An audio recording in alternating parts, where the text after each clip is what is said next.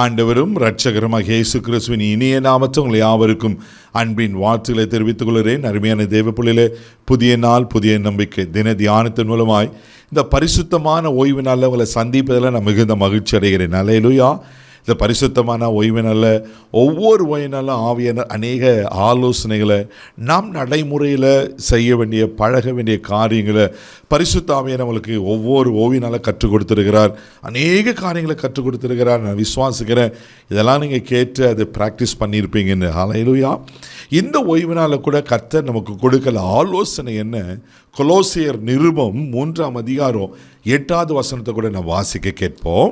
இப்பொழுதோ கோபமும் மூர்க்கமும் பொறாமையும் உங்கள் வாயில் பிறக்கலாகாது, தூஷணமும் வம்பும் வார்த்தைகளுமாகிய இவைகளை எல்லாம் விட்டு விடுங்கள். அல்லேலூயா. எனக்கு ஆண்டவர் கொடுக்கிற ஆலோசனைன்னா விட்டு விடு, விட்டு விடாதே. 2 காரியங்களும் ஆவியான நம்மோடு பேச போகிறார். விட்டு விடு. எதை விட்டு விடணுமா?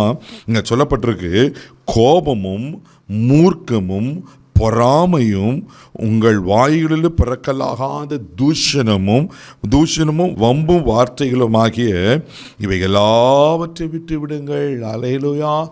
இன்னைக்கு சின்ன குழந்தைக்கு கோபம் வருதுங்களா இல்லையா? ஆமென். மொபைல் அவங்க கையில் வாங்கிட்டோன்னு வச்சிங்களேன், என்ன கோபம், என்ன எரிச்சல். பிசாசு எப்படியெல்லாம் இன்றைக்கி பிள்ளைங்களை வஞ்சித்து வச்சுருக்காங்க தெரியுங்களா? பெற்றோர்களை எதிர்த்து பேசினா கோபம் வருது. இன்றைக்கி அதே கோபம் தான் கணவன் மனைவி எல்லாருக்கும் அந்த கோபம். இங்கே இன்னொரு வார்த்தை சொல்லப்பட்டிருக்கு, மூர்க்கமும். ஆமென். கோபத்தில் அது ஒரு வெறி. மூர்க்கம் என்றது ஒரு வெறி. தெய்வ பிள்ளைகளை இன்றைக்கி கோபமோ மூர்க்கமோ நம்ம விட்டு விட வேண்டும். ஆமென். அதை விட்டால் தான் குடும்பங்களிலே சமாதானம் இருக்கும், குடும்பங்களில் மகிழ்ச்சி இருக்கும், குடும்பங்களில் ஆமென் நல்ல ஒரு ஐக்கியம் இருக்கும்.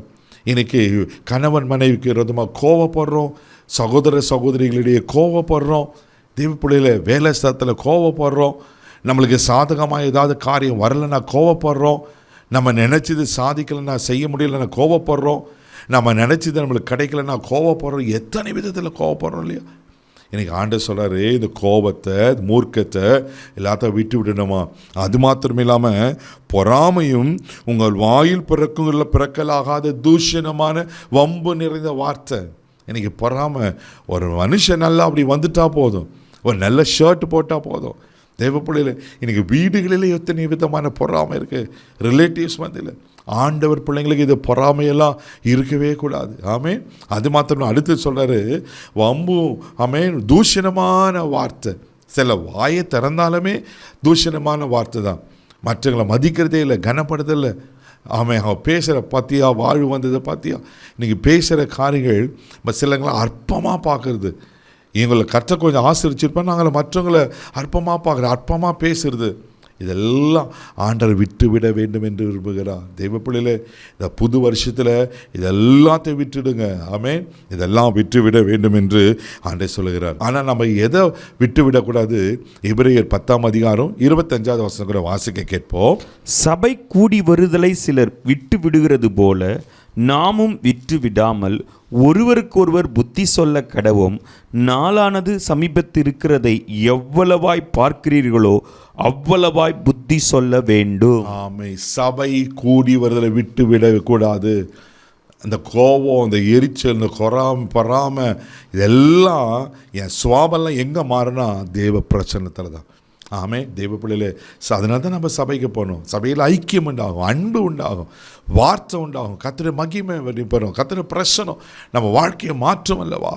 சபை கூடி வருதலை விட்டு விடாதீங்க. ஒருத்தருக்கு ஒரு புத்தி சொல்லுவாங்க, ஆலோசனை கொடுப்பாங்க. ஆமேன். பாஸ்டர் பேசுவார், ஆண்டவர் ஆவியானவர் நம்மளோடு பேசுவார். அப்போது கோபமும் இப்படி தவறான காரியத்தை விட்டுட்டு சபை கூடி வர விடாமல் நீங்கள் தொடர்ச்சியாக கர்த்தருடைய பாதத்துக்கு சமூகத்துக்கு போங்க. உங்கள் வாழ்க்கையில் பெரிய நன்மைகளை, பெரிய ஆசீர்வாதங்களை பார்ப்பீங்க. அப்போ இன்றைக்கி ஆண்டவர் என்ன சொல்கிறாரு? கோபத்தை விட்டுட்டு சபையை போகிறத விடாத. ஆமென். அது நம்ம செய்வோமா? கண்களை முடி நம்ம ஜெபிக்கலாம். அன்பு தகப்பனே, உமக்கு நன்றி சொல்லி துதிக்கிறோம், ஸ்தோத்திரம்ப்பா. ஆண்டவரே, இந்த நாளில் பரிசுத்தமான ஓய்வு நாள் நீ கொடுத்த நல்ல ஆலோசனைக்காய் ஸ்தோத்திரம்ப்பா. அன்றே கோபத்தை, மூர்க்கத்தை, அன்றே பொறாமையை, வீம்பு வார்த்தைகள் எல்லாம் விட்டுட்டு ஆண்டவரே உங்கள் பாதத்தை மாத்திர பற்றுக்கொள்ள உதவிச்சு இந்த நாள் முழுதும் கரம் பிடித்து நடத்தும். தெய்வீக பாதுகாப்புக்கு ஒப்பு கொடுக்குறேன் இயேசுவின் மூலம் ஜெபங்களும் பிதாவே, ஆமென். ஆமென். விட வேண்டியதை விட்டுட்டு ஆண்டரை பற்றி கொள்ளுங்க. God bless you.